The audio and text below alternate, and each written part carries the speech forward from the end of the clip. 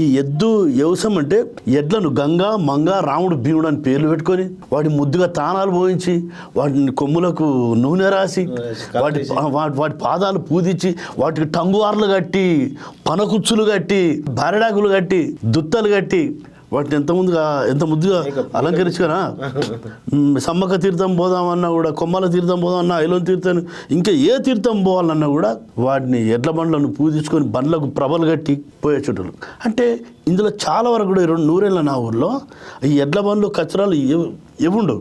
గడియకు చూపే గంటల నిమిషాల ముండ్లు గిరగిర తిరిగ గనియారములు లేవు. లేడీయో టీవీలు టెలిఫోనులు రైలు బండ్లు కూడా నాడు ఉండకపోయేది. పొద్దు చూసే మేము పొద్దుగు కిందని పొద్దు పోయిందని పొంటెజామైందని పాలియాళ్ళైందంటే పసిపిల్ల తల్లులు ఇళ్ళకు పోయి పాలిచ్చి వచ్చేది.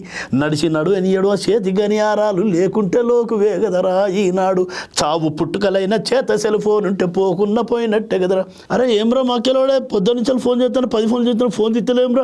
అరే ఎక్కడ ఫోన్ రా మీ కాక చనిపోయాడా అబ్బా ఎట్లా పోయిండ్రా మీరు అయింది అరకార్యం ఇంకా కాదా ఇంకా లేపుతారు కావచ్చు.